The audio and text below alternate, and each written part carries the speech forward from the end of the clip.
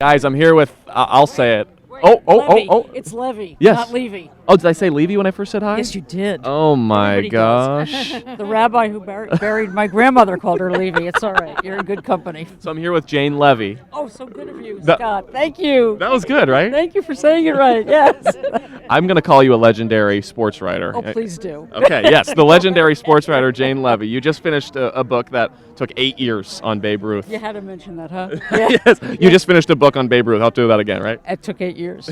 Did I mention that? It was. It's called The Big Fella Babe Ruth and the World He Created, and I knew that it was the stupidest decision I could ever make, and I did it anyway, because lots of people had written very good books before, and I knew But yours that, is better. if you say so. What's different about it is that I was able to find things about his childhood and about his family that had been unknowns. And it was as if he didn't exist before age 20. He started out as a minor league player for the Baltimore Orioles, but nobody knew anything. So they thought he was an orphan. They thought he was an incorrigible, which was a legal term used for boys who got in trouble in Baltimore City. Neither was true. His parents got divorced, and that was not something one talked about when that happened in 1906, even though it was in the Baltimore Sun, Baltimore American, so at the time it was well known. And his father got the divorce on the grounds that his mother had committed adultery and was a drunk. So that was something that Babe Ruth did not want to talk about. And so he was sent off to this school where they took orphans, where they took wayward boys, where they took incorrigibles, and they took boarding students. And guess which one he was? The incorrigible. No, he was a boarding student. His father paid for him to go there. So that, too, puts the lie to the idea that he was not only badly behaved. Georgetown, okay.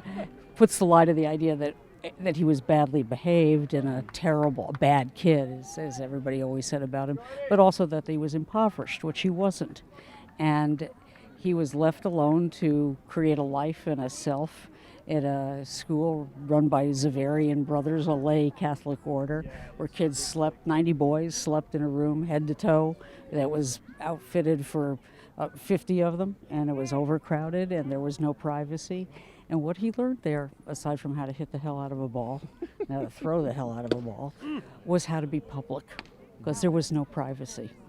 And for the rest of his life, he would be most comfortable in groups of boys tumbling out of makeshift stadiums all across the land and surrounding him, trying to get close to him, touch him, feel him, see if he was really real. And he was the perfect person, psychologically and in every other way, to be America's first modern celebrity. I'm interested to understand and kind of what goes into you finding all this about him and the fact that he played baseball in the 1920s and 30s. What comes to you for finding all this information? And the teens, and you're writing this in the 20-teens. So, think of it this way. He comes to the Red Sox in 1914. There's no radio. The only way anybody outside of Boston, or maybe Providence, could know what Babe Ruth did was to read or hear about from a newspaper 3 days or a week later. History was after the fact. There was no immediacy. There's none of this. And so what's changed in the 105 years, is it, since then, is only everything. Yeah.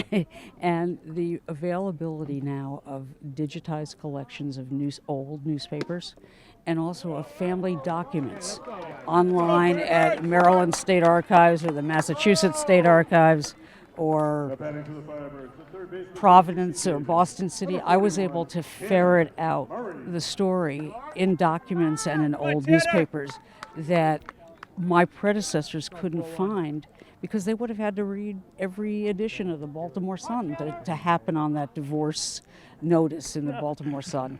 All I had to do was type in George Herman Ruth Sr. V. That was my big, edition. V.